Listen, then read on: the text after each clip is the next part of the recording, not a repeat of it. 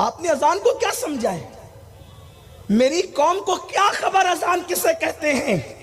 جو اذان پڑھتا ہے جتنی دیر تک، اتنی دیر تک اس کے سر پہ اللہ کا ہاتھ ہوتا ہے، اس کے سر پر خدا کا دست قدرت ہوتا ہے، اور جو اذان سن کے اذان کے کلمات کو دہراتا ہے اس کے سر پر بھی اتنی دیر تک دست قدرت ہوتا ہے۔ اور جب وہ اذان میں اللہ اکبر اذان پوری کر کے اذان مکمل کرتا ہے تو دست قدرت رکھنے والی قدرت کہتی ہے مجھے میری عزت کی قسم جو مانگنا ہے مانگ لے، میں تجھے ضرور عطا کروں گا۔ لیکن ہمیں اذان کی اہمیت کیا؟ میری قوم کے پاس تو گیم کی اہمیت ہے، میری قوم کے پاس تو کرکٹ کی اہمیت ہے، میری قوم کے پاس تو گانے کی اہمیت ہے، میری قوم کے پاس تو عیاشی کی اہمیت ہے۔ اذان کو سن کر دنیا کی باتیں کرنے والوں، یہاں تک کہ میرے نبی نے فرمایا اذان ہو رہی ہو تو تلاوت بھی روک دو، اذان ہو رہی ہو تلاوت بھی روک۔ کم سے کم ایک مسجد کی اذان کا جواب دینا تاکیدی سنت قرار دیا ہے۔ اور امام اہل سنت نے تو فتاوی رضویہ میں روایت نقل کی ہے کہ جو اذان کو سن کے دنیا کی بات کرے ڈر ہے مرے گا تو کافر ہو کے مرے گا، اس کا ایمان چھین لیا جائے گا۔ اذان کو کیا سمجھا ہے؟ اذان کی اہمیت کیا ہے میری قوم کے نزدیک؟ اذان کے وقت گالیاں، اذان کے وقت چیخ پکار، اذان کے وقت فلمیں، اذان کے وقت سیریل، لیکن اللہ اللہ سنے اذان کی شان کیا ہے، اذان کا مقام کیا ہے؟ جب تک اذان دینے والا اذان دیتا ہے اور جو اذان کا جواب دیتا ہے اس کے سر پر خدا کا دست قدرت ہوتا ہے۔ سوچو اللہ اللہ، اگر کسی پیر صاحب نے سر پہ ہاتھ رکھ دیا ہم کتنا خوش ہوتے ہیں، میرے پیر کا ہاتھ میرے سر پر ہے، میرے پیر کا ہاتھ، میری امی کا ہاتھ میرے سر پر ہے، میرے بابا کا ہاتھ میرے سر پہ ہے۔ آپ کو سے پوچھتا ہوں جس کے سر پہ قدرت کا ہاتھ ہو، جب تک مسلمان اذان کی تعظیم کرتا رہا، جب تک مسلمان اذان کا جواب دے کر دست قدرت سر پہ رکھواتا رہا، یہ تو قدرت ہی جانے کہ وہ کیسے رکھتا ہے، اس کی شان رکھنے کی کیا ہے یہ تو اللہ ہی جانتا ہے، لیکن بہرحال حدیث میں ہے کہ وہ دست قدرت تمہارے سر پہ رکھتا ہے۔ یعنی جب تک تم اذان کا احترام کرتے تھے، اذان کی تعظیم کرتے تھے، اذان کے وقت اٹھا توڑا بھی زمین پہ رکھ دیتے تھے، مارتے نہیں تھے کیونکہ تمہیں اذان کا جواب دینا ہے، پانی زمین پہ رکھ دیتے تھے، حالانکہ رکھنے کا حکم نہیں ہے لیکن رکھ دیتے تھے احترام اذان میں، چائے رکھ دیتے تھے احترام اذان میں، لقمہ روک دیتے تھے احترام اذان میں، اور جواب دیتے تھے، اور قدرت کا دست قدرت تمہارے سر پہ ہوتا تھا۔ تو بیت المقدس میں مسلمانوں کی لاشیں خاک و خون میں اس وقت نہیں تڑپتی تھی، عراق کی سرزمین کی عورتیں بھیک نہیں مانگتی تھی، تمہاری بیٹیاں لوجوں میں فروخت نہیں ہوتی تھی، تمہارے بچے اللہ اکبر ذلت کی چکی میں نہیں پستے تھے، تم غربت کی چکی میں نہیں پستے تھے، کیونکہ تمہارے سر پہ دست قدرت تھا۔ لیکن جب سے تم نے اذان کو معاذ اللہ جواب دینا، اس کی تعظیم کرنا چھوڑ دیا، اٹھتے ہوئے لاشیں ہیں، جلتے ہوئے مکانات ہیں، بیوہ ہونے والی بیٹیاں ہیں، 35 سال کی بیٹیاں گھروں کے اندر پڑی ہوئی ہیں، تم کروٹیں بدلتے ہو، بے قراری تمہارا مقدر، بے چینی تمہارا مقدر، گداگری تمہارا مقدر، تنگ دستی تمہارا مقدر۔ نادانو، جس کے سر پہ قدرت کا ہاتھ ہو وہ قوموں کی گداگری نہیں کرتا، بلکہ وہ تو بادشاہی کیا کرتا ہے، وہ تو شہنشاہی کیا کرتا ہے، وہ تو جہاں بانی کیا کرتا ہے۔ آپ کیا سمجھتے ہو گولیاں چلانے سے حکومتیں ملتی ہے؟ آپ کیا سمجھتے ہو چاپلوسیاں کرنے سے حکومتیں ملتی؟ ارے اب تو تم نوکری بھیک کے طور پہ مانگ رہے ہو، پہلے مسلمان نوکری کو عیب سمجھتا تھا اور آج مسلمان نوکری مانگ رہا ہے، ریزوریشن مانگ رہا ہے، کتنا سچ کتنا غلط یہ اہل سیاست جانے، میں کچھ نہیں، اہل سیاست جانے کچھ نہیں کہتا، لیکن ہم نوکر بننے آئے تھے، ہم نوکر بننے آئے تھے، ہم بادشاہ بننے آئے تھے، ہم تاجدار بننے۔ اور آپ کو بتاؤں، نام بڑے بڑے ہو گئے، اونچی دکان پھیکے پکوان، نام نہیں ذات بڑی کرو ذات، اپنی ذات بڑی۔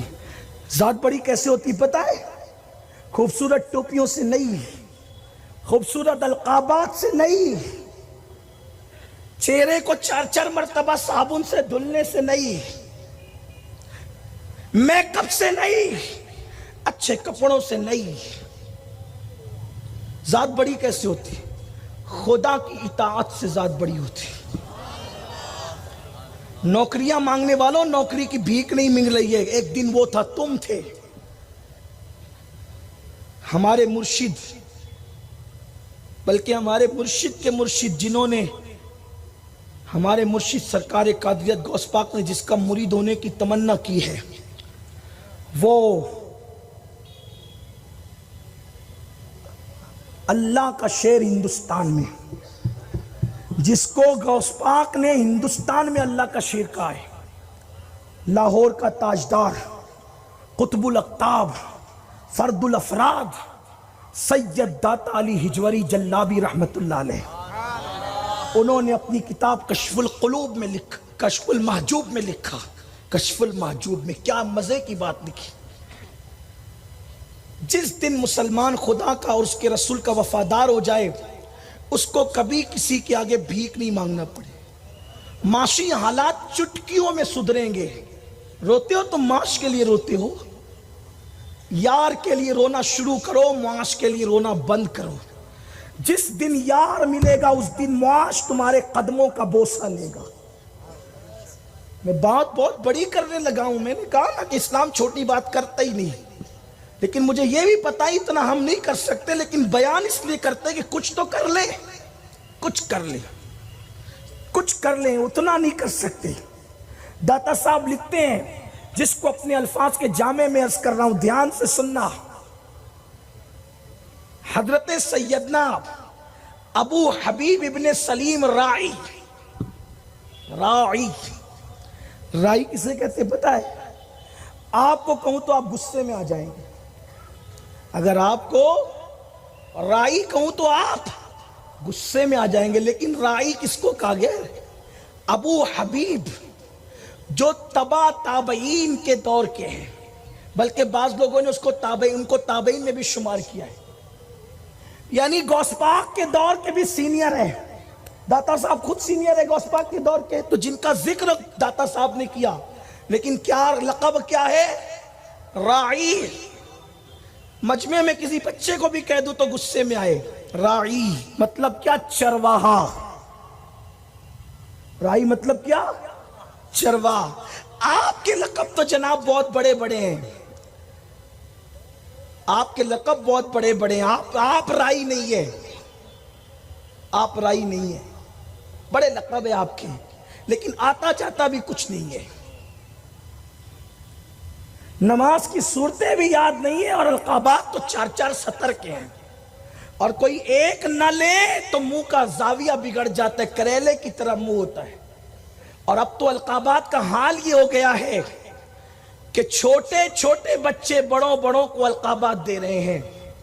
ہر پیر شیخ المشائخ ہے، یہ بچوں کی بولی ہے، ہر بندہ ولی ہے، یہ بچوں کی بولی ہے، ولی کو ولی تو ولی کہتا ہے۔ آپ کے ہاتھ میں کب سے ولایت کا کاروبار آ گیا تقسیم کرنے کا؟ اور کوئی بندہ مائک پہ بیٹھ کے بولے میں گنہگار ہوں تو لوگ کہتے ہیں نہیں، یہ تو ان کی عاجزی ہے۔ حقیقت کو آپ نے عاجزی کا نام دے دیا، برا لگے تو معاف کرنا، لیکن تھوڑی سی کڑوی ہی صحیح، معاف کر دیجیے گا۔ میں سمجھتا ہوں کہ شاید اس لیے بھی میں محفلوں کی زینت کبھی کبھی بن جاتا ہوں کہ کچھ کڑوے جملے میری زبان سے نکل جائیں۔ میں بہت سوچتا ہوں کہ نہ کہوں، لیکن خون مجبور کرتا ہے کہ حق نہ بولوں تو پھر کون حق بولے گا، اس لیے کہ جب سب چپ رہتے ہیں تو علی کا بیٹا کربلا میں آتا ہے۔ قیامت کے دن منہ کیا دکھائیں گے اگر سب چپ رہیں گے؟ تو کسی کو ولی بولنے سے پہلے سوچا کرو کہ آپ بھی ولی ہیں، تب اس کو ولی بولو۔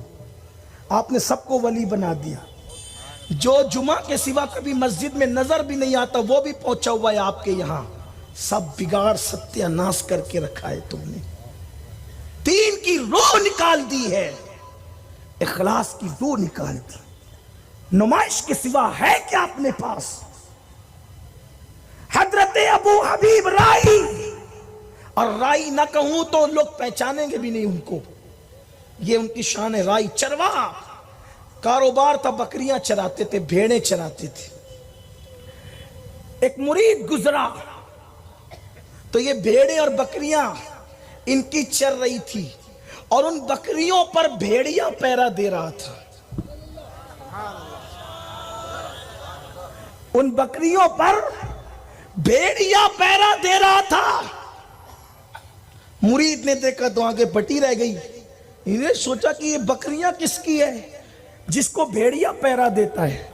تم کہاں دشمنی کی بات کرتے ہو؟ تمہارا کوئی دشمن نہیں ہے اگر تم خدا کے دوست بن جاؤ۔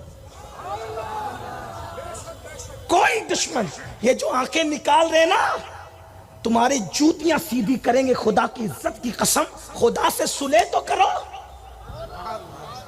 راتوں کو گیم دیکھنے سے اللہ سے صلح نہیں ہوگی، سمندر کے کنارے جا کے عیاشیاں کرنے سے اللہ سے صلح نہیں ہوگی، زنا کے مناظر دیکھ کر خدا سے صلح نہیں ہوگی، زبان کو گندی کرنے سے خدا سے صلح نہیں ہوگی۔ اللہ سے صلح ہوگی تو اپنی آنکھوں پر حیا کا پہرا بٹھا کر صلح ہوگی۔ خدا سے صلح ہوگی تو زبان پہ سچائی کو لا کے صلح ہوگی۔ بلکہ ایک جملہ کہہ دوں، یاد رکھ سکتے ہو تو رکھ لو، ظاہر کو مسلمان بنانے سے خدا سے صلح نہیں ہو سکتی جب تک کہ اپنے دل کو مسلمان نہ بنا۔